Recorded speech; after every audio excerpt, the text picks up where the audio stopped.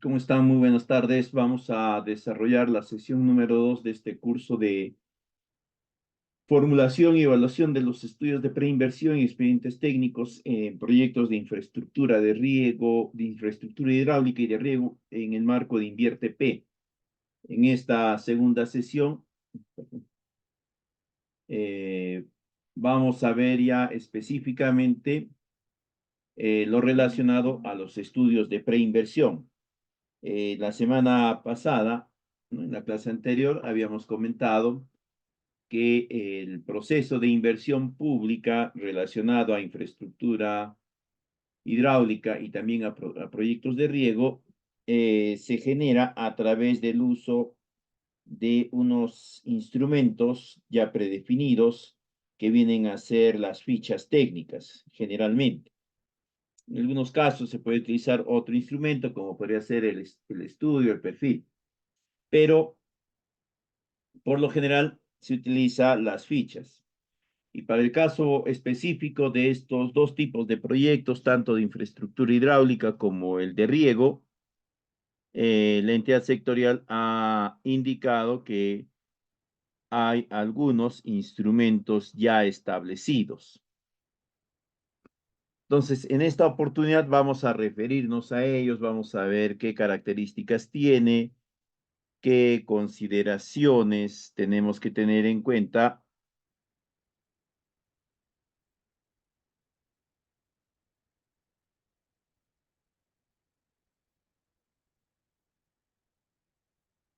eh, al momento de elaborarlo.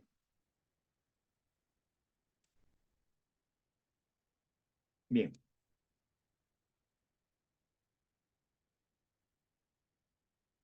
En cuanto a la inversión pública relacionada a infraestructura hidráulica y de riego, el horizonte de evaluación para la gran mayoría de proyectos de inversión pública va a ser de 10 años en la fase de funcionamiento. A esta fase de funcionamiento se le tiene que adicionar el periodo de tiempo de la fase de ejecución, es decir, de la inversión de gasto. En conclusión, el horizonte de evaluación va a ser el total obtenido del periodo de implementación del proyecto más el periodo de funcionamiento. En ese contexto va a estar pues siempre entre los 11 años y generalmente hasta los 13 años, ¿no? 10 años de funcionamiento y un año o algo menos de ejecución o máximo 3 años. Eh, perdón. Un aspecto importante que se tiene que considerar en estos tipos de proyectos es definir apropiadamente la zona geográfica de intervención. Para ambos casos, para proyectos tanto de infraestructura hidráulica como de riego, esta zona geográfica de intervención va a estar definida también por la organización de usuarios. Como ya habíamos mencionado la semana anterior, estos tipos de proyectos se van a implementar en zonas donde existe una organización de usuarios que está, en el peor de los casos, en proceso de reconocimiento por parte de la autoridad local de aguas, o sino que está ya reconocida por esta autoridad. Si esto no ha sucedido, ¿no? No se puede implementar el proyecto, ¿ok? No se puede ejecutar el proyecto.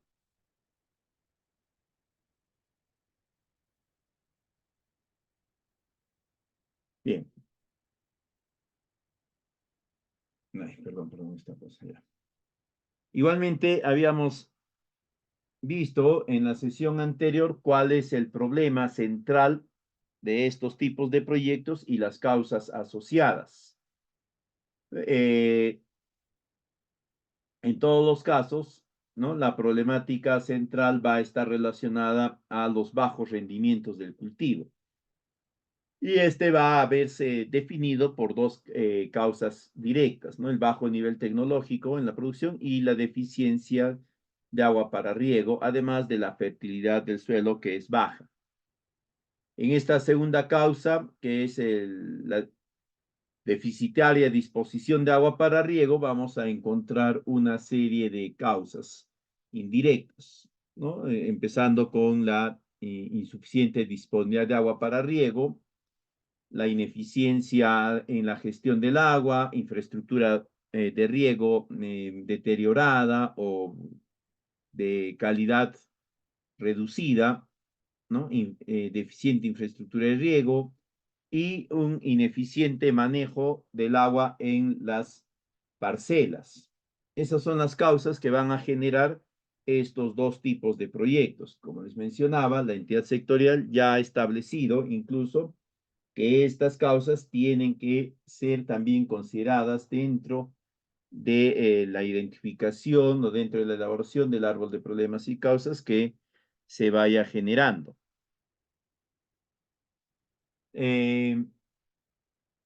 Este es el esquema general de la problemática relacionada al, al déficit de agua para riego. Ya va a depender de nosotros, ¿no? Definir cuál de los dos tipos de proyectos vamos a gestionar, si va a ser de infraestructura hidráulica. ¿Dónde está esto? Allá. Si va a ser de infraestructura hidráulica, será esto, ¿no? Esto es de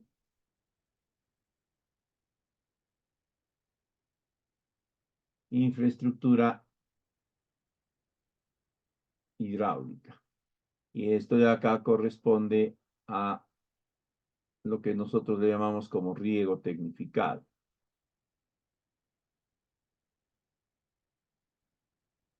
De ese árbol de problemas va a extraerse también el árbol de problemas específico para cada uno de los tipos de proyectos.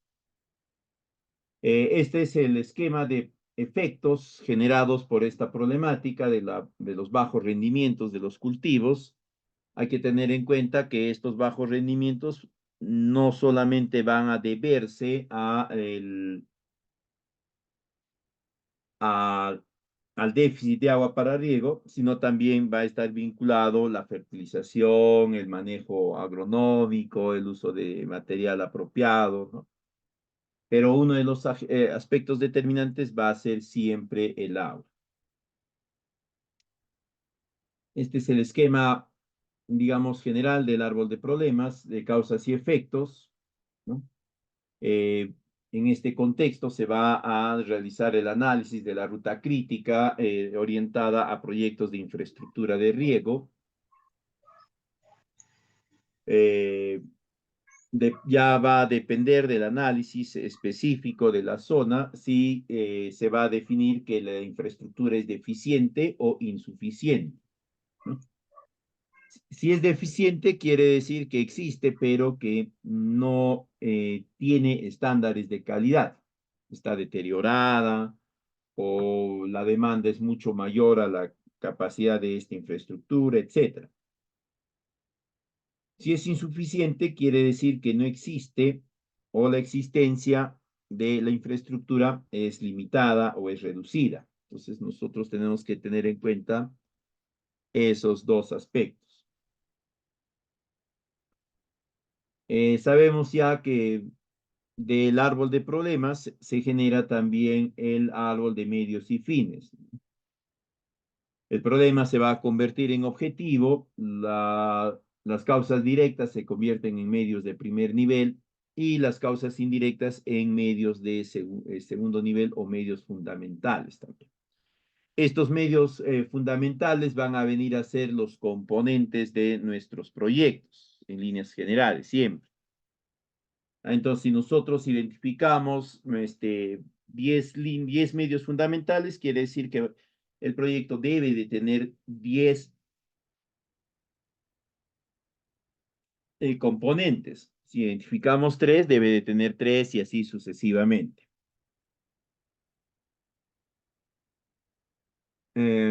Y a partir de ese esquema problemático se plantea este esquema de solución. Como ven, simplemente se traslada todo lo que era negativo a aspecto positivo. Si era inadecuada, ahora ya solucionado, va a ser adecuada. Si era insuficiente, va a ser suficiente. Si era deficiente, será apropiada, restaurada, me mejorada, etc., ¿no? Y se plantea el árbol de medios y fines. Ahora, cuando nosotros vamos a plantear el árbol de medios y fines, ¿no? Cada uno de de los componentes del proyecto, es decir, de los medios indirectos, o perdón, de los medios fundamentales, va a desagregarse en acciones, ¿no? Y ahí es menester que nosotros desagreguemos todas las acciones posibles. Y de ellas, de esas acciones posibles, nosotros identifiquemos el agrupamiento de esas acciones en dos o más grupos, o uno incluso, y cada forma de agrupamiento que vamos a encontrar tiene que alcanzar el mismo objetivo. Estas formas de agrupamiento se van a denominar alternativas, alternativas de solución. En proyectos de infraestructura hidráulica, ¿no? Se recomienda que se planteen mínimamente dos alternativas, la alternativa A y la alternativa B, o la alternativa 1 y la alternativa 2. Solo en el caso de proyectos de riego tecnificado se considera una sola alternativa, porque la solución del problema de ineficiencia o de insuficiencia de distribución dentro de la parcela se soluciona únicamente a través de la tecnificación del sistema de riego. Es la única solución. Como es la única solución, ¿no? Se va a definir también que puede haber una alternativa única. Estas alternativas, cada una de estas alternativas que nosotros vamos a determinar, obligatoriamente tiene que ser evaluada, ¿ya? ¿Qué quiere decir eso? Que al momento de realizar el costeo de la propuesta, tenemos que generar todo su análisis, ¿no? Cuánto va a costar de inversión, qué beneficios, qué gastos vamos a requerir, etcétera.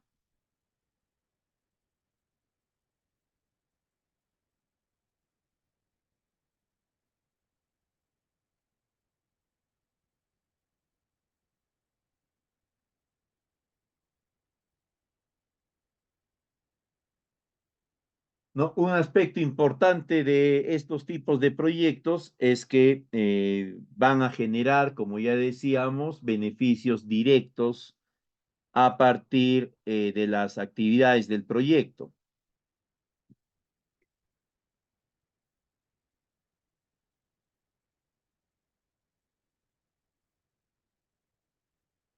Eh,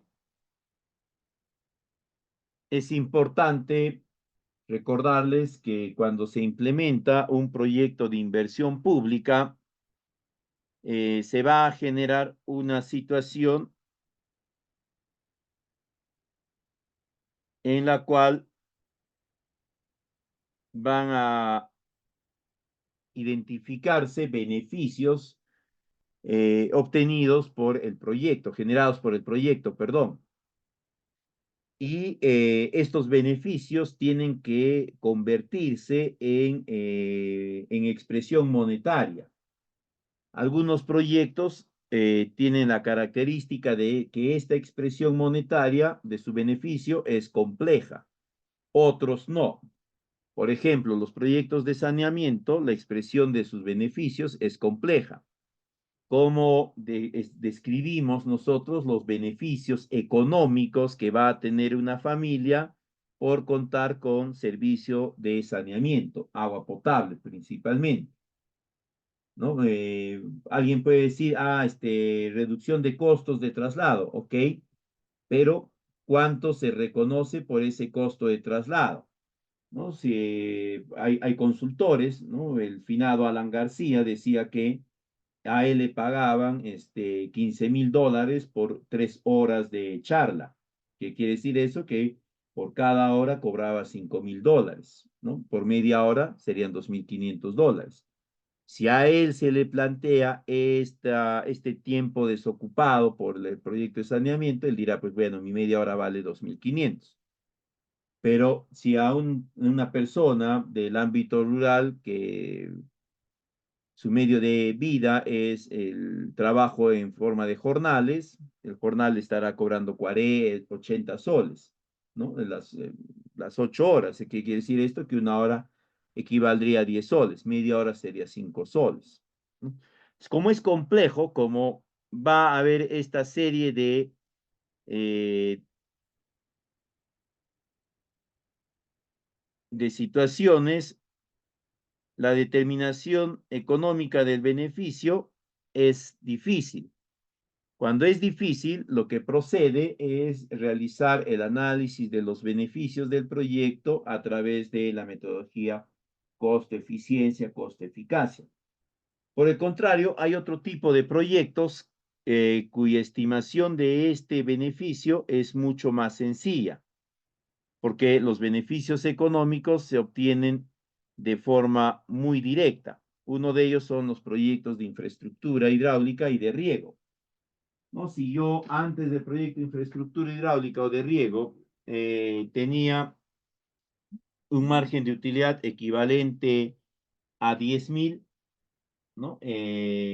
O producía 10,000 unidades y las vendía a un sol, tenía un ingreso total de 10,000. Si ahora con el proyecto de riego o de infraestructura hidráulica ya produzco 15,000 unidades y las sigo vendiendo un sol, ya voy a obtener una ganancia de 5,000, ¿no?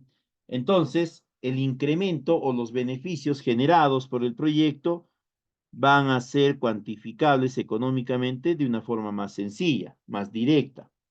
En ese caso, la metodología que se utiliza para evaluar la rentabilidad va a ser de costo-beneficio, se va a calcular el BAN y el TIR. Entonces, en estos tipos de proyectos, ¿no? Nosotros vamos a utilizar esa metodología. Para ello, nosotros tenemos que definir cuáles son los ingresos generados por el proyecto y cuáles son también los costos del proyecto, principalmente los costos de inversión, ¿no? Ahora, en todo proyecto de inversión pública tenemos que recordar que el costo de inversión se va a calcular inicialmente con lo que conocemos los precios privados, ¿no? Es decir, los precios de mercado. Pero como estamos hablando de inversión pública, la inversión pública no puede generar utilidades, digamos, ¿no? O no puede considerar costos donde estén incorporados los márgenes de utilidad. Para extraer estos márgenes de utilidad se calculan los denominados costos sociales. Para eso se aplican las tasas sociales de descuento para definir estos valores. Estas tasas sociales de descuento han sido ya definidas por Invierte P y las encontramos en el anexo 11 de Invierte P, ¿no? Ahí están estos montos. Lo único que tenemos que considerar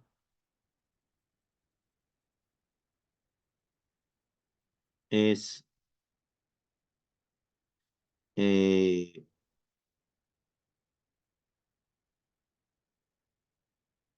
utilizar los factores de corrección apropiados, nada más. Como les decía, hay dos metodologías de evaluación social, de costos-beneficios y de costo-eficacia-eficiencia, ¿no? La diferencia de estos es digamos, la pertinencia de poder estimar los beneficios, sobre todo, y poderlos monetizar, es decir, convertirlos en dinero, ¿no? Si es que se puede hacer eso fácilmente, costo-beneficio. Si no, si es complejo, difuso, costo-eficiencia o costo-eficacia o efectividad. Para lo que es el costo-beneficio,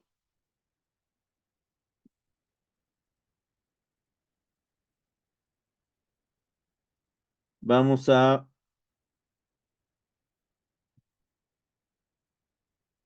utilizar dos indicadores, ¿no? El valor actual neto o el famoso BAN, en este caso ya será el BAN social, porque vamos a trabajar con valores ajustados con las tasas de descuento social, o será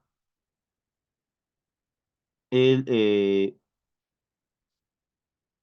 la tasa interna de retorno social, el TIR social, ¿no? Cualquiera de estos dos es para la metodología costo-beneficio. El procedimiento de cálculo de determinación de los mismos no es complejo, se puede realizar incluso únicamente a través del Excel. En cambio, si vamos a calcular la rentabilidad social a través de la metodología costo-eficacia, costo-efectividad, eficiencia, vamos a calcular ya el ratio costo-eficacia. Para eso, primero debemos de calcular nosotros el valor actual de los costos, es decir, el costo de inversión. En otras palabras, es el BAN de los costos de inversión nada más. La fórmula que se utiliza es la misma del BAN. Una vez obtenido este valor actual de los costos, ¿no? Lo dividimos por la sumatoria del indicador de eficiencia. En el caso de proyectos de riego, de infraestructura de riego y de riego, el indicador de eficiencia es el número de hectáreas que tienen acceso o a riego, si es infraestructura hidráulica, o que se van a ver beneficiadas por el riego tecnificado, si es un proyecto de riego. ¿Ok? Cualquiera de los dos. En otras palabras, si hemos determinado que nuestro indicador de eficiencia va a ser, digamos, 200 hectáreas el año 1, ¿no? 200 el año 2 y así a lo largo de los 10 años sumamos esas 200 hectáreas y tendríamos 2.000 hectáreas en 10 años, ¿no? Y el valor actual de los costos sociales que nosotros estimemos lo dividimos entre esas 2.000 hectáreas y tenemos nuestro coeficiente o nuestro ratio costo-eficacia. Eh, en casos poco comunes, ¿ya? Podemos encontrar que las alternativas de solución eh,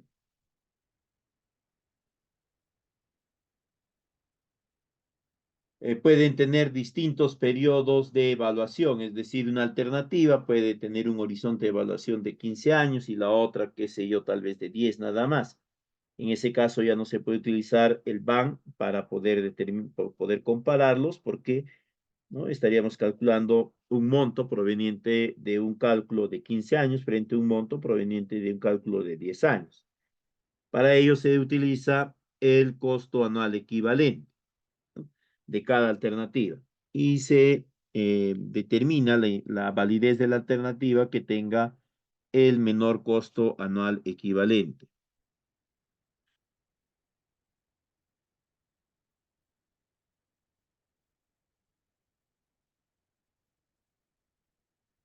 ¿Ok? Ahora, eh, al momento de elaborar los estudios de preinversión, siempre es necesario tener en cuenta algunos criterios que se van a tener que considerar para garantizar cierta probabilidad de alcanzar la viabilidad. Uno es que el proyecto tiene que estar alineado al cierre de una brecha. Eso se descuenta ya porque la entidad sectorial ha definido la brecha, ¿no? En este caso de infraestructura hidráulica y de riego tecnificado, la brecha es número porcentaje de hectáreas que tienen acceso a este servicio de riego o de riego tecnificado. La otra consideración que deben de tener en cuenta es que la alternativa priorizada o la alternativa de solución que se ha identificado necesariamente tiene que comprender a la mayor cantidad posible de beneficiarios, ¿ya? Eso va a ser importante. Luego, la otra característica que deben de tener en cuenta es que hayan descrito o hayan propuesto una estrategia sólida de sostenibilidad, es decir, que esté bien descrito cuál va a ser la estrategia para que el proyecto siga funcionando a lo largo de 10 años, ¿ya? Prestando el servicio, ¿no? A lo largo de 10 años. Obviamente ya luego se verifica otros aspectos como es la solidez interna, la buena estructuración del árbol de problemas, que se haya identificado apropiadamente la oferta, la demanda, que se haya conducido de forma apropiada el análisis de cada una de las alternativas, ¿no? Y de ahí recién se verifica que el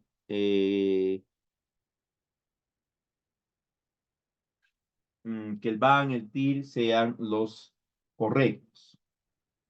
Vamos a ver ahora sobre el estudio de preinversión para infraestructura hidráulica. Como ya habíamos mencionado, hay una ficha que ha sido generada por la entidad sectorial, por el Midagri. Lo que tenemos que hacer nosotros es trabajar con esa ficha. En la sección número 1, en el numeral 1.1, nos va a pedir colocar la institucionalidad, ¿no? Se pone el nivel de gobierno, nacional, departamental o regional, local, el nombre de la entidad, el nombre de la unidad formuladora y luego el nombre del responsable de esa unidad formuladora.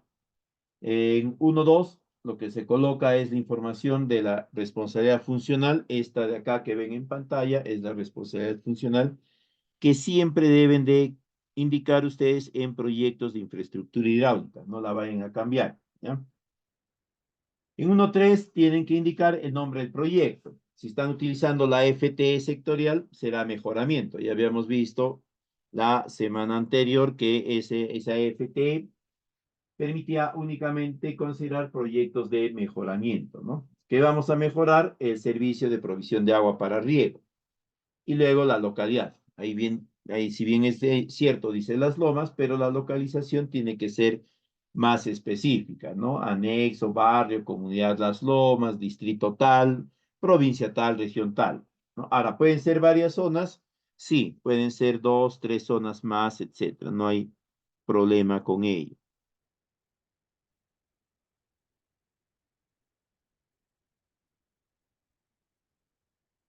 ¿Ok?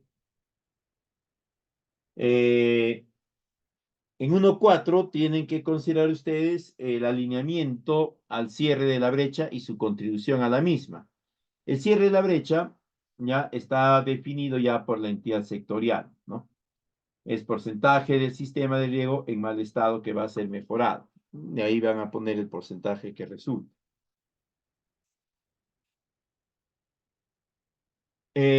Van a tener en cuenta esta característica de los indicadores. Pueden considerar en infraestructura para riego, ¿no? El porcentaje de superficie agrícola sin riego o el porcentaje de sistemas de riego en mal estado. Si estamos hablando de la naturaleza mejoramiento, donde vas a mejorar el sistema, ¿no? Porque mejoras el sistema, el servicio, tendrás que indicar pues que tu brecha es porcentaje de sistemas de riego en mal estado. Si por el contrario vas a crear el sistema, es decir, vas a revestir un canal de tierra, vas a construir su bocatoma, etcétera, utilizarás la ficha 6A o 6B y tu brecha será pues porcentaje de superficie agrícola sin riego. Para riego tecnificado, como les decía, el indicador sí es porcentaje de superficie agrícola sin riego tecnificado.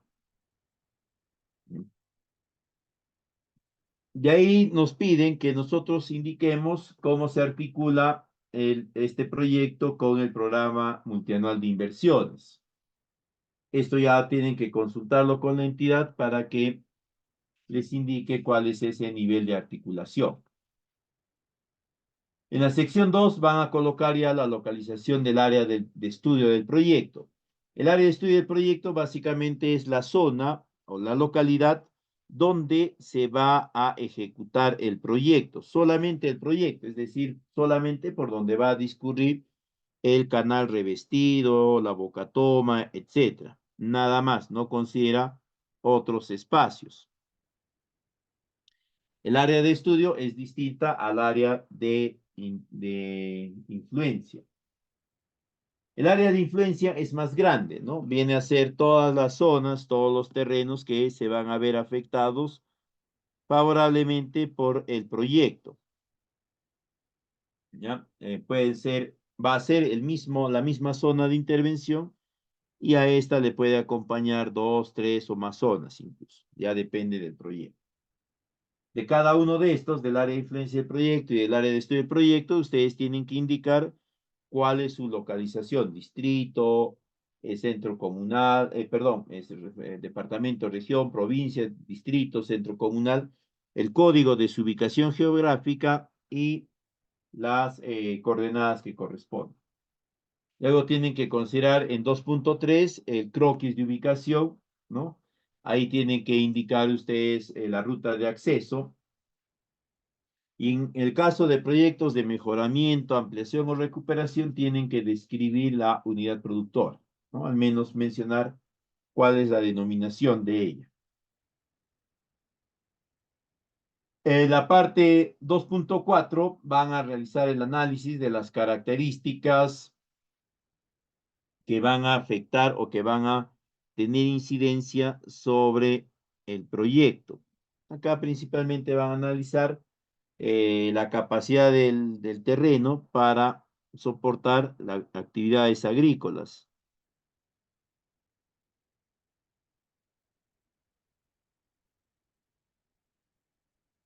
y las condiciones ambientales de la misma, ¿no? Altitud, temperatura, humedad, entre las principales.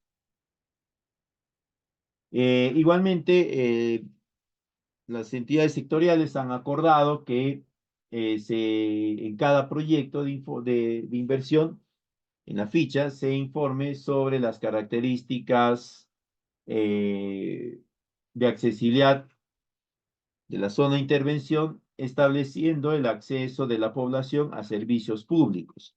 Agua potable y alcantarillado es lo que nos solicitan la mayoría de veces. Entonces nosotros tenemos que colocar acá información relacionada a ello. Si la zona de intervención tiene acceso a agua potable de forma continua, esporádica, etcétera.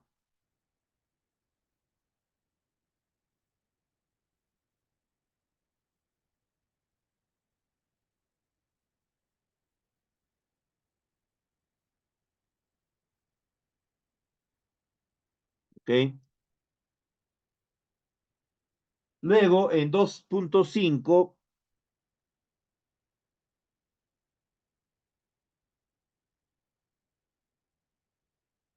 eh, tienen que establecer ustedes los peligros, mejor dicho, la vulnerabilidad de la zona de intervención ante desastres naturales, ¿no? La entidad ya ha definido cuáles son estos desastres o estos peligros. Lo único que tienen que hacer acá ustedes es indicar si estos peligros están presentes o no en la zona, cuáles son los antecedentes y en función a qué información es que están indicando la probabilidad de suceso de alguno de estos. En la sección 3 ya corresponde el diagnóstico de la unidad productora. La unidad productora es el conjunto de elementos, infraestructura, equipo y conocimientos que va a permitir la prestación de un servicio. En el caso de infraestructura de riego, la unidad productora vendría a comprender la estructura de captación o boca toma, el canal principal, los tanques de repartición, la línea de conducción, de distribución, etc. Todo eso va a venir a ser la unidad productora. Además de eso, van a tener que considerar que parte de la unidad productora es el equipamiento sobre con puertas, ataguías y demás. Y también van a tener que considerar el, la capacidad, ¿no? Si la organización de usuarios vinculada a esta infraestructura ha sido capacitada en la operación y mantenimiento de infraestructura hidráulica, ¿no? y van a tener que describir eso. También van a indicar ustedes cuál es el nombre de esa unidad productora. La mayoría de canales tiene una denominación, ¿no? Que puede ser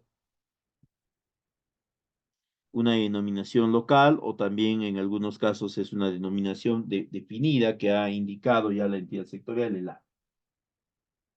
Van a colocar las coordenadas geográficas de este punto donde está localizado la unidad productora y luego, ¿no? La ubicación de la misma, departamento, provincia, distrito y centro poblado. En 3.4 van a hacer el diagnóstico de esa unidad productora, empezando por el componente de infraestructura. Eh,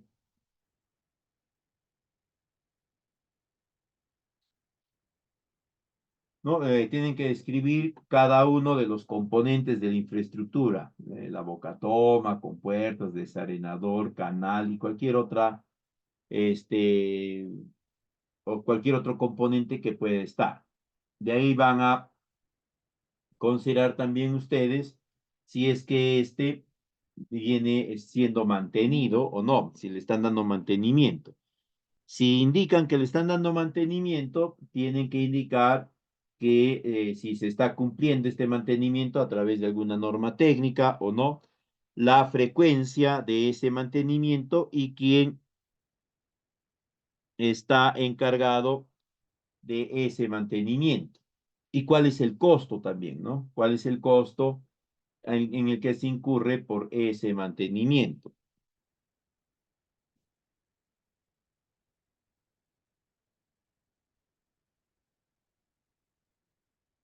Eh, un aspecto importante que tienen que describir en esta parte del mantenimiento es si este está siendo asumido directa y totalmente por los usuarios o si está siendo asumido por alguna otra entidad, ¿no? O con el aporte de alguna otra entidad, o en todo caso, si incluso no se está realizando nada.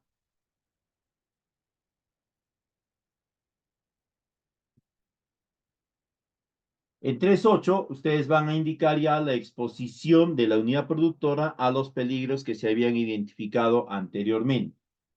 Ya es solamente de la unidad productora, es decir, si el canal, la bocatoma está expuesta a inundaciones, movimiento de tierras, lluvias, heladas, etcétera, ¿no? En 3.9 van a indicar la vulnerabilidad de estos ante la fragilidad y la resiliencia. Y en 3.10 van a insertar un mapa de ubicación o un mapa de peligros de esta unidad. La recomendación es que este mapa lo puedan obtener de la página de Defensa Civil, ¿no? De ahí les va a salir este mapa. En la sección 4 van a realizar el diagnóstico de los involucrados, es decir, de la población afectada o de la organización de usuarios, ¿no?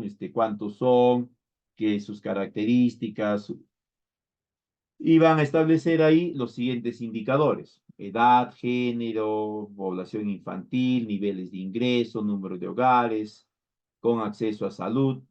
Esta información la pueden obtener de los diferentes censos o también la pueden obtener ustedes a partir de las mismas entidades locales, ¿no? Sabemos que los gobiernos locales, provinciales, regionales han desarrollado estudios de diagnóstico de sus jurisdicciones y ahí ellos han reportado esta información.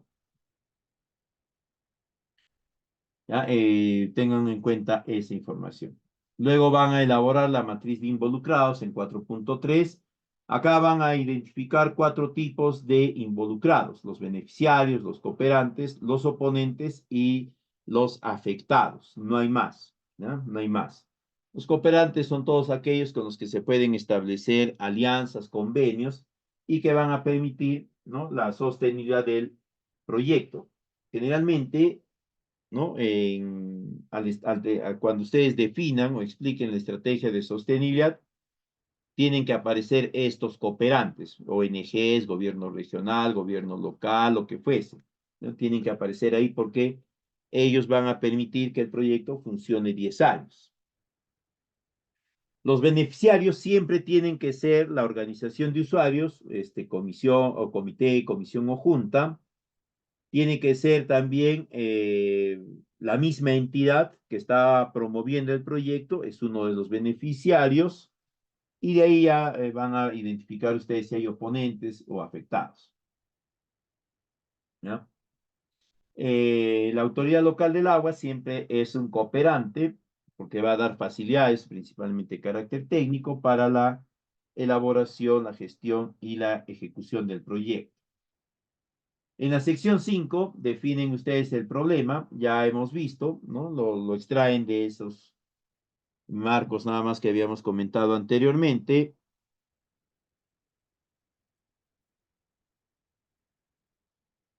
¿No? Y lo trasladan a este esquema. Recuerden ustedes que lo que antes se exponía en modalidad de árbol, ahora se expone en modalidad tabular. Ahí ya están, incluso en algunos casos, ya consideradas cuáles son las causas. Lo que único que tienen que colocar ustedes es el sustento, ¿no? La descripción del sustento y la evidencia. En 5.2 van a definir el objetivo. Ya hemos visto, el objetivo también es el, la, el problema expresado en términos positivos, ¿no? Como el problema era inadecuado, el objetivo va a ser adecuado servicio de provisión de agua. El indicador, si es mejoramiento, será porcentaje de sistemas de riego en mal estado. Si es creación, será porcentaje de áreas con acceso a riego.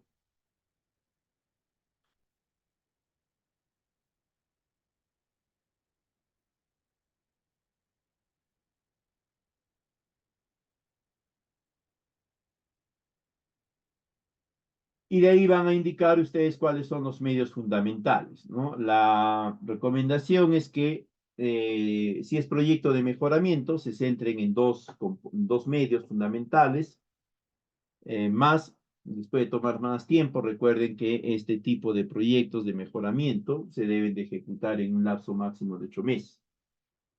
Si es creación, sí podrá ser algo más, ¿no? Es un poco más complejo. Eh, En 5.3 van a describir las alternativas de solución.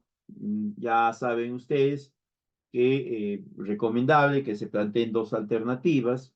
Si por alguna razón consideran que debe haber una alternativa única, tienen que justificarla apropiadamente. Las alternativas las pueden clasificar en excluyentes, independientes o complementarias. En la sección 6 van a considerar el horizonte de evaluación. No se olviden que acá tienen que tener en cuenta dos fases, ¿no? La fase de ejecución del proyecto y la fase de funcionamiento. Entre ambas tienen que llegar a un periodo tope, pues, de 11 meses mínimo y 13 el máximo. En la sección 7 van a definir y caracterizar el servicio. Este ya está definido, ¿no? Básicamente si es mejoramiento, es el acondicionamiento de la infraestructura de riego para proveer agua de riego a una determinada zona. No hay más, ¿no? Si es creación, será pues creación o desarrollo, generación o construcción de la infraestructura de riego para la provisión de agua y así. Luego ya proceden al análisis de la demanda del servicio. Acá tienen que calcular ustedes estos tipos de población, la población total, la de referencia, la demandante potencial, la efectiva y la población objetivo. La población objetivo es la población que exactamente desea el proyecto, ¿no? Son los usuarios que van a ver beneficiado sus áreas de producción con el proyecto. La población demandante efectiva son estos mismos usuarios más algunos miembros de su familia. La demandante potencial son productores que también utilizan sistema de riego, pero que no dependen de esto. La población de referencia vendrían a ser todos los productores vinculados al sector agrario y la población total vendría a ser toda la población de la zona.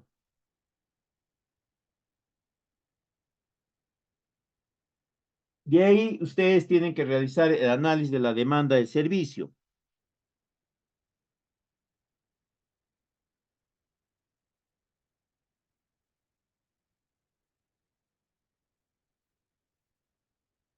Acá es donde van a colocar los datos de los datos que han obtenido al elaborar su diseño hidráulico. Ponen la cédula de cultivo, la evapotranspiración potencial, el coeficiente ponderado, la evapotranspiración real, la precipitación efectiva, etcétera, ¿no? Luego van a considerar en 7.3 la proyección de la demanda del servicio, es decir, la cantidad de agua que se va a requerir para poder atender la cantidad de hectáreas que están definiendo ustedes. Van a plantear la optimización de la oferta sin proyecto. ¿Eso qué quiere decir? Que si a través de un IOR, ¿no? Se puede incrementar parcialmente la, eh, la oferta del servicio.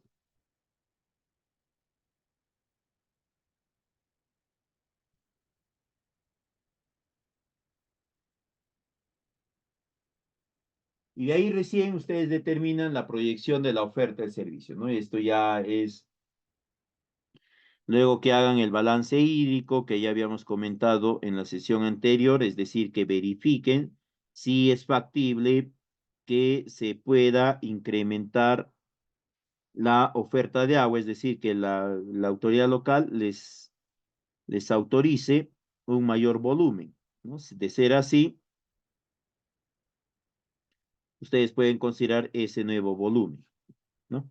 Si la autoridad local no les indica lo mismo, no les autoriza, tendrían que reestructurar la oferta para que pueda enmarcarse dentro de lo que la licencia les permita. Eh, Luego la brecha, acá comparan ustedes el balance entre la oferta y la demanda del proyecto para definir, ¿no? Este rango y de esa forma puedan establecer ya el proyecto finalmente. En la sección 8 establecen el análisis del tamaño, es decir, las características que ya va a tener el proyecto. Tienen que definir en este contexto la localidad o la localización, la cantidad de servicio que va a brindar y la tecnología, ¿no? Es decir, qué componentes, cuando se habla de tecnología en infraestructura de riego, nos estamos refiriendo a los componentes que se va a considerar en el sistema, ¿no? Si va a tener una bocatoma, un desalenador, un partial, va a tener partidores, colectores, va a tener canal de tal extensión, de tal sección, etcétera. Todas esas características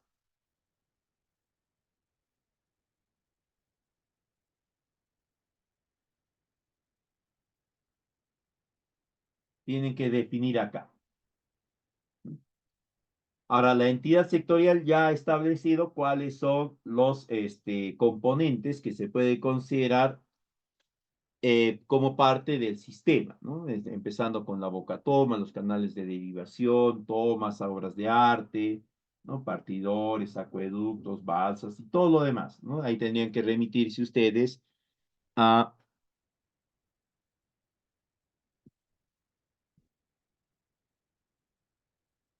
los lineamientos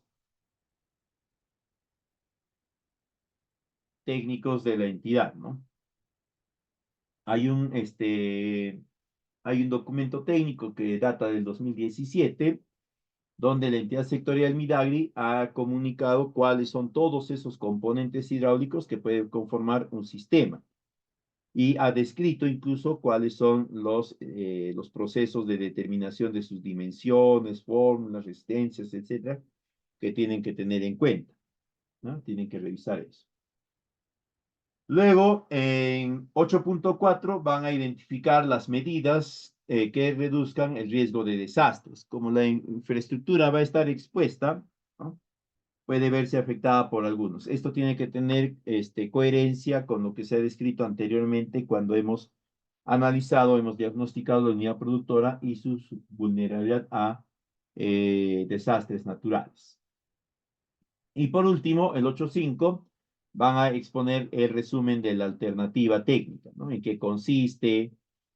Acá describen ya en conjunto los componentes, la longitud del sistema, la cantidad de metros o de kilómetros de canal revestido, y tienen que indicar el indicador, ¿no? Si es áreas en la que colocar pues la cantidad de hectáreas que se van a ver beneficiadas. Luego establecen las metas físicas del proyecto. Las metas físicas vienen a ser las unidades de los componentes, una boca toma, X cantidad de kilómetros o de metros de canal, etcétera, ¿no? El sifón invertido, balsa, alcantarilla, puente, pontón, etcétera, etcétera, etcétera. No se olviden que en todo proyecto de inversión pública siempre tienen que considerar ustedes un componente de capacitación, ¿no? Eso tiene que haber, siempre tiene que existir el componente de capacitación. Ese componente de capacitación va a estar orientado a generar condiciones apropiadas para los beneficiarios, en este caso, para que puedan aprender a operar el sistema, operar y también mantenerlo, ¿no? Principalmente lo segundo.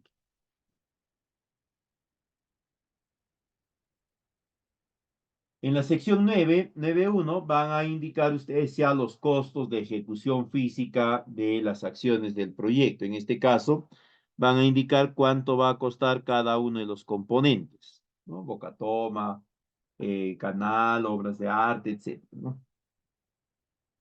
Van a considerar, además de estos costos, que serían los gastos generales, los costos directos, van a considerar los costos indirectos, los gastos generales, la utilidad, el subtotal, el IGB, etcétera, si va a ser una administración por contrata. Si va a ser una administración directa, solamente los gastos generales. Ya la entidad les va a indicar a ustedes si va a ejecutarse el proyecto a través de una administración directa o una administración indirecta. Además de eso, tienen que considerar ustedes también los costos de liquidación, los costos de gestión del proyecto, de elaboración del expediente técnico. Si por alguna razón el proyecto supera los 5 millones en los costos directos, acá tienen que considerar ustedes también un adicional del 2% de los costos directos para control concurrente. Eso es obligatorio desde febrero del año pasado.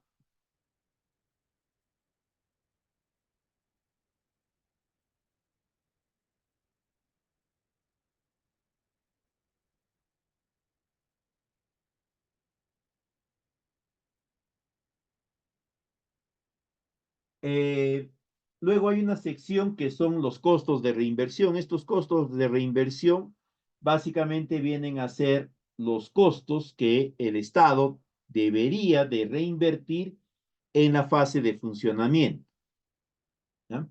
Si es que se va a dar esa situación, acá consideren. Si no lo consideran y se presenta, tendría que ser asumido a través de un IOR, si la entidad lo puede gestionar, o tendría que ser asumido ya por el operador, es decir, por la organización de usuarios. De ahí calculamos los costos de operación y mantenimiento de la situación con proyecto y sin proyecto y los comparamos, ¿no? Los criterios que vamos a tomar en cuenta para determinar estos costos de operación y mantenimiento son personal, bienes, servicios y actividades. Comparando estos dos valores, vamos a obtener el denominado costo de operación y mantenimiento incremental. Luego establecemos el cronograma de inversión de las metas físicas, es decir, el desglosado de inversión en concordancia con las metas físicas, tanto relacionado a los costos directos como a los costos indirectos. El cronograma de estas metas ¿no? Detallado el cronograma de metas físicas, detallado de cada uno de los componentes del sistema, incluido también la capacitación. Luego pasamos a la sección 10, donde vamos a determinar los beneficios sociales. Acá, para determinar los beneficios, van a utilizar ustedes el valor bruto de la producción, ¿no? Es decir, cuánto va a costar el producto que van a obtener los productores, ¿no? A raíz o con la mejora del sistema de riego. Si antes producían 10, ahora son 20, ¿no? Será pues 20 por el precio que puedan considerar ustedes. Eh, para determinar los costos sociales, ya hemos dicho, tienen que multiplicar ustedes los costos de inversión por los factores de corrección, ¿no? Y van a obtener con eso los costos sociales. Este costo social es el que vamos a utilizar nosotros para determinar los indicadores de rentabilidad. Hacemos lo mismo con los costos de operación y mantenimiento que habíamos obtenido anteriormente a precios de mercado, ahora los convertimos a precios sociales. Y con esto ya podemos armar nosotros nuestro flujo incremental, ¿no? Se va a trabajar con los flujos incrementales. Como vamos a obtener beneficios antes del proyecto y beneficios después del proyecto, y ya tenemos los costos de inversión y de operación y mantenimiento antes y después del proyecto, simplemente hacemos operaciones de suma y resta y vamos a obtener el flujo incremental. Con este flujo incremental que está en esta parte inferior de esta tablita, con esto de acá, calculamos el BAN y el TIR, ¿no? De cada una de las alternativas eh, que hemos establecido, ¿no? Si es una alternativa o dos alternativas o tres, las que correspondan. Y obviamente elegiremos la alternativa de solución que tenga el mayor BAN y el mayor TIR. Luego pasamos al análisis de sensibilidad. Acá es un análisis bidimensional donde va a haber una variación de los costos de inversión y por el otro lado va a haber una variación de los beneficios.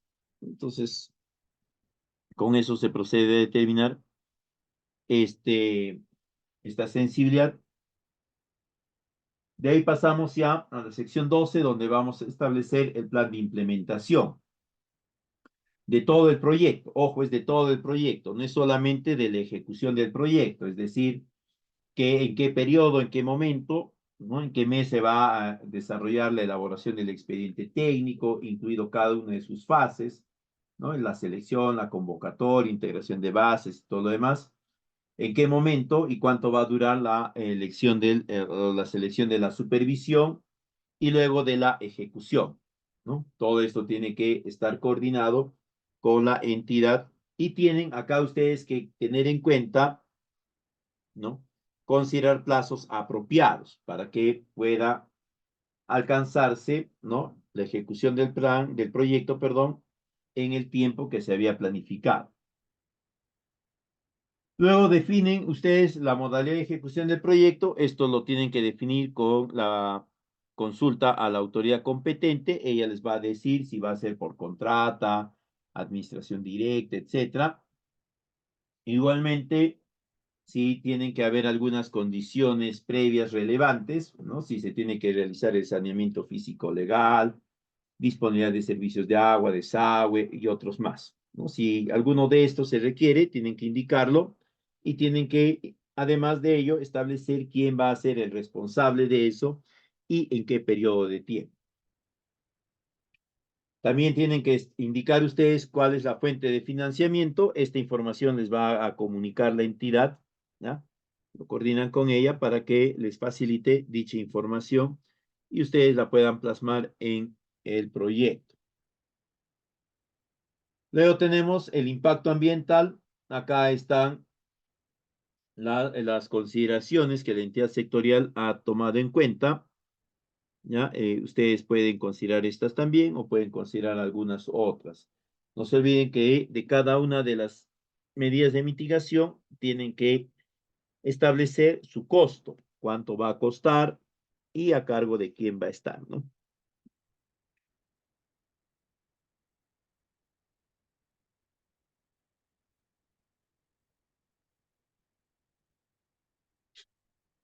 Luego viene la elaboración del matriz de marco lógico. Esta matriz de marco lógico va a exhibir la consistencia interna del proyecto, ¿no? Una consistencia interna, vertical y horizontal. En otras palabras, que la suma de actividades tiene que permitirnos alcanzar el propósito y el propósito nos tiene que contribuir al fin. Eso en la forma vertical. Y en la forma horizontal, que al encontrarse los supuestos, se van a poder generar los indicadores de cada una de las acciones y estos se van a poder verificar a través de los medios de verificación, ¿no?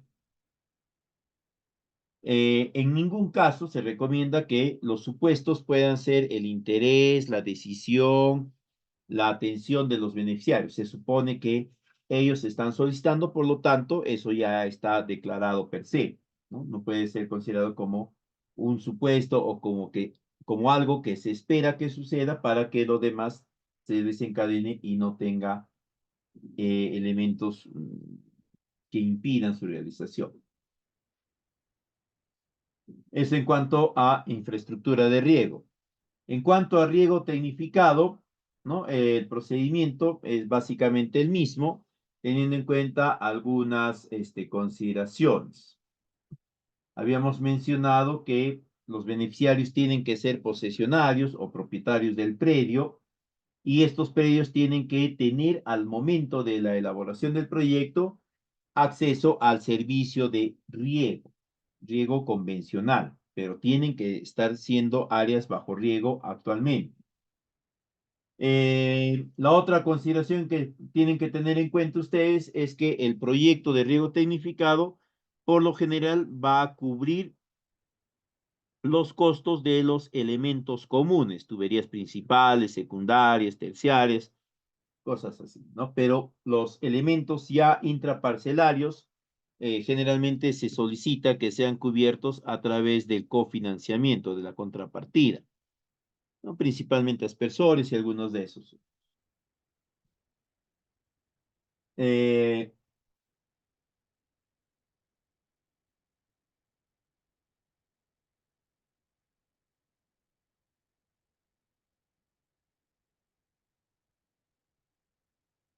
el, un aspecto que deben de tener en cuenta al momento de determinar el costo del proyecto es que al dividir el costo total del proyecto entre la cantidad de parcelas que se van a atender, es decir, de hectáreas, ¿ya? Esta no debe de superar las 5 UITs. Actualmente la UIT está en 5.000, ¿no? Entonces eso va a salir más o menos 25.000. Eso para costa y para sierra, ¿no? Es hasta 10 UITs. Este es el máximo de incentivos que se considera dentro de la propuesta, ¿no? Hasta el 100%, les había dicho, de los componentes comunes y luego ya de los componentes propios de las áreas intraparcelarias, ya eso sí se solicita que los propios beneficiarios asuman esos montos, ¿no? Este más o menos es un esquema, cómo van a definir ustedes el aporte de los beneficiarios para un proyecto de riego tecnificado, ¿no? Van a determinar el área total de cada uno de ellos, el monto tope que se puede cubrir o que el Estado le puede cubrir a cada uno de ellos, cuál es el costo de las obras comunes vinculadas a cada uno de estos beneficiarios, cuál es el costo de las obras parcelarias, porque este costo de las obras parcelarias va a ir a contrapartida obligatoriamente.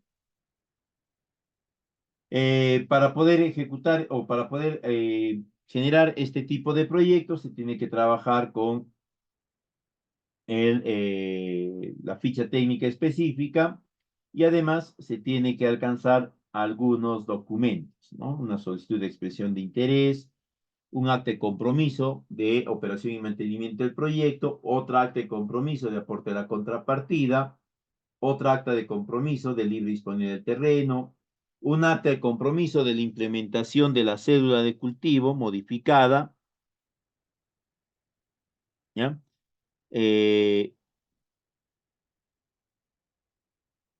Y todas estas tienen que estar legalizadas, toditas tienen que estar totalmente legalizadas por el juez de paz o en su defecto por un notario. ¿No? El componente o el proyecto va a tener estos componentes.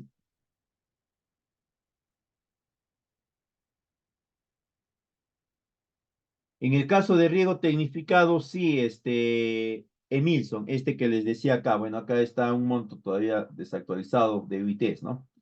Este, por hectárea, ya por hectárea, a nivel de sierra o a nivel de costa, debe ser un máximo de 5 UITs. Y a nivel de costa o de selva, puede ser un máximo de 10 UITs. Esto no. Acá estará pues en 55.150 soles y acá estará en 27.000, ¿no? Eh, a ver, 7, 14, 1, acá sería 5, acá sería 7 y acá sería 5. Creo que es así. Esos serían los montos topes por hectárea en riego tecnificado, ¿no?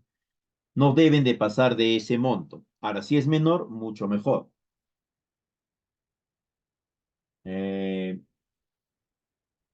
Acá están los requisitos que ustedes deben de cumplir, ¿no? La licencia de agua de riego emitida por la autoridad nacional, ¿ya? Esto es importante porque de ahí se va a desprender y se va a estimar el balance hídrico, ¿no? La oferta real y si esta puede ser incrementada.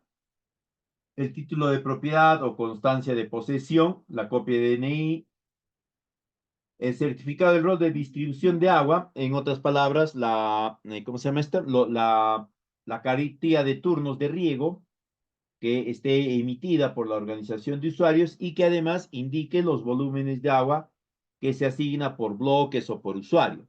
Y esto tiene que formar parte del plan de operación, mantenimiento, a ver, ¿cómo es? Es el POMI, ¿no? Plan de operación, mantenimiento y desarrollo de infraestructura hidráulica de la organización a nivel de comisión, de comité, comisión o de junta. Recuerden ustedes que cada año las organizaciones de usuarios tienen que presentar ante el ALA su plan de operación y mantenimiento, ¿no? La tienen que elaborar más o menos entre septiembre y octubre, entre noviembre, tiene que estar presentada para que sea autorizada por el ALA. ¿Ya? Y ahí tiene que estar la cartilla de turnos de riego. De ahí nada más tiene que salir este certificado del rol de distribución. La acreditación como usuario, esto se consigue a través de la presentación del padrón de usuarios, el acta de constitución del grupo de gestión empresarial. Como les había dicho, un proyecto de riego tecnificado va a enmarcarse dentro de las competencias de las organizaciones de usuarios, pero va a atender a agrupaciones dentro de ellas, ¿no? Agrupaciones de tipo empresarial, ¿ya? Puede estar conformada esta por miembros de una misma familia, no hay problema. Solamente mujeres, no hay problema. Pueden formar parte de este grupo de gestión empresarial, profesionales, tampoco hay problema. En tanto sean usuarios que están empadronados y reconocidos como tal, pueden formar cualquier tipo de organización.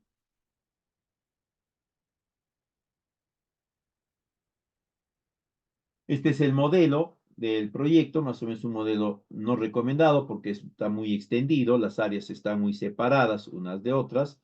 Eso hace de que haya un sobrecosto en la inversión, ¿no?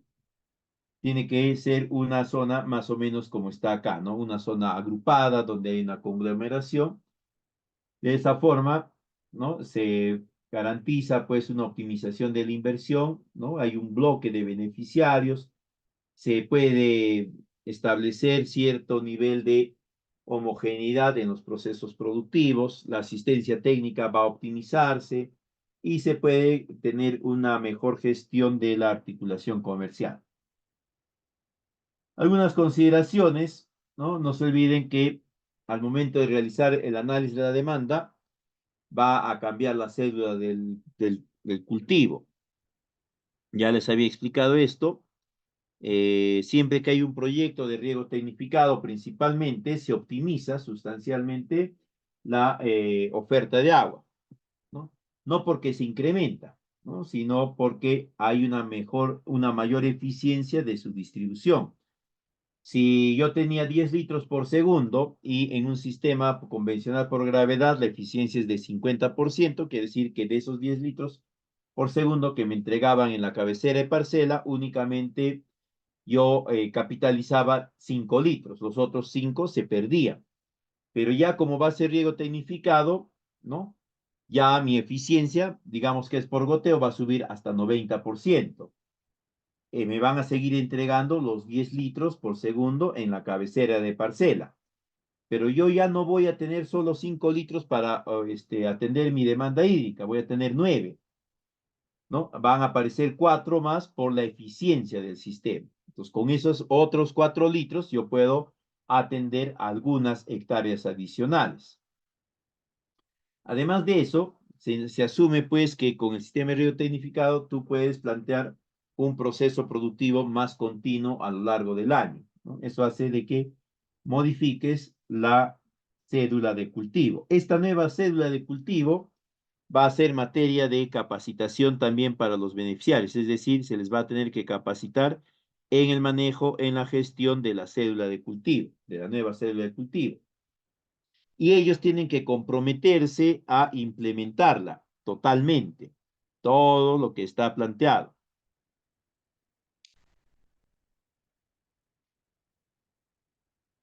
Ya hemos visto esto anteriormente, para poder determinar el, la necesidad de agua, tienen que trabajar con los coeficientes ponderados, ¿no? Tanto sin proyecto como con proyecto, porque igual van a tener que hacer la comparación de los beneficios sin proyecto con los beneficios con proyecto, costos sin proyecto, costos con proyecto, etc. Determinan la demanda de agua en la situación sin proyecto, ¿no? Hacen todos los factores, los cálculos para determinar la demanda total, y lo mismo con la situación con proyecto. Realizan el análisis de la oferta-demanda de agua a nivel parcelario y determinan ahí el balance hídrico, ¿no? Si o la actual oferta permite satisfacer la demanda que han definido. Ya les había explicado la semana anterior qué sucede si la oferta actual está o está por debajo de la demanda proyectada, a menos que ustedes puedan garantizar una nueva fuente de agua que sea autorizada por el ALA sin afectar otras autorizaciones, ¿no? No pueden incrementar el volumen de la oferta. Y en ese caso, lo que corresponde ya sería pues simplemente reducir las áreas de atención, ¿no? Hasta que se garantice que estas van a poder ser atendidas con la oferta disponible actualmente. Estos son algunos de los parámetros de riego para el diseño agronómico: la lámina disponible, el aprovechable, ¿no? El intervalo de riego, la lámina bruta, las horas de riego por turno y el número de turnos diarios. Algunos datos representativos de las propiedades físicas del suelo que se tienen que considerar, porque de eso también va a depender la cantidad de agua que se le tiene que asignar a cada una de las parcelas en función a los cultivos, ¿no? Igualmente se tiene que definir a través de un análisis de suelo las características o la textura del suelo y las características físicas también del mismo, ¿no? Los parámetros de nuestro diseño, ya hablando ya específicamente del proyecto, tienen que ser bastante parecidos o tienen que tener una gran coincidencia con los parámetros que hemos obtenido al calcular nuestro diseño agronómico, ¿no? para que de esta forma haya correspondencia entre ellos. Luego determinan los parámetros de operación, es decir, la distribución interna ya de las dotaciones de agua que se le va a asignar a cada uno de los beneficiarios de acuerdo al cultivo y a la parcela que van a buscar atender, ¿no? De ahí pasan al diseño hidráulico. Hay que tener en cuenta lo que ya les mencionaba, las diferencias de presiones. Hay que tener también en consideración las variables en operación de los equipos. Siempre hay que cuidar los rangos, la variación de los rangos de caudales y sobre todo la variación de las presiones, tanto las dinámicas como las estáticas, principalmente cuando se hace la operación y el cambio de secciones, el cambio de, este, de secciones, ¿no? Porque en ese intervalo corto de tiempo, incluso en el cual se abre y se cierra una válvula para pasar a una nueva sección, puede darse una sobrecarga de presión. Ya les había mencionado que la velocidad del flujo no debe ser mayor a 2.5 metros ni menor a 0.5. En ese rango, ¿no?, se garantiza siempre un buen funcionamiento y sobre todo entre 2 y 2.5 se garantiza una buena autolimpieza del sistema, ¿no?, simplemente por arrastre hidráulico.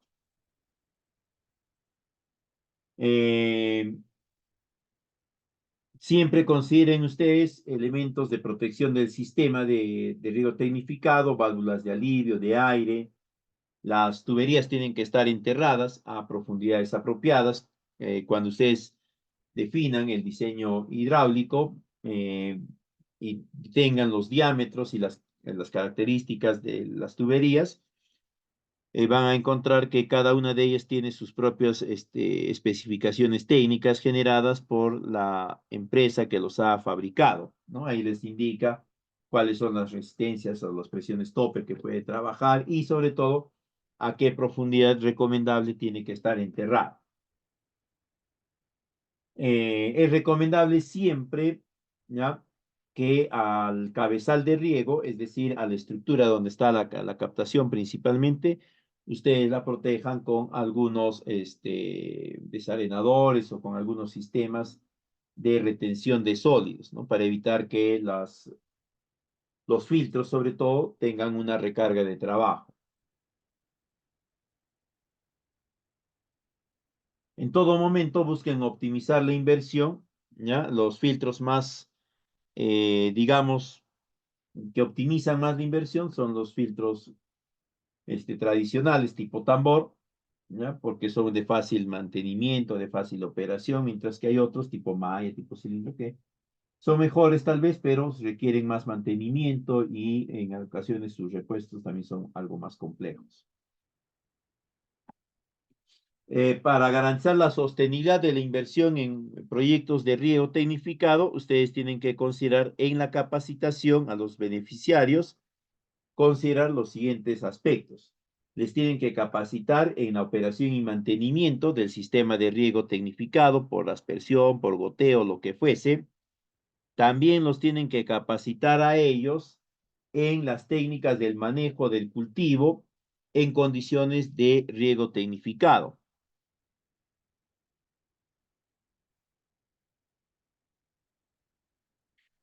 Igualmente,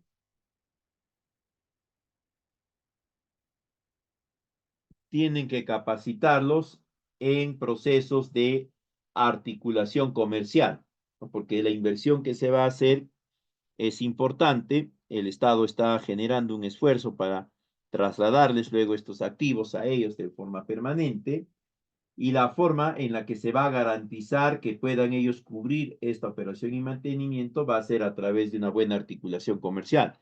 Recuerden que ellos van a tener que cubrir todo el costo de operación y mantenimiento. Ya no van a poder pedirle a la organización de usuarios nada, porque la organización de usuarios tiene otras atenciones, ¿no? Entonces, ¿de dónde va a salir el dinero para mantener toda esa infraestructura? De las ventas que ellos puedan realizar.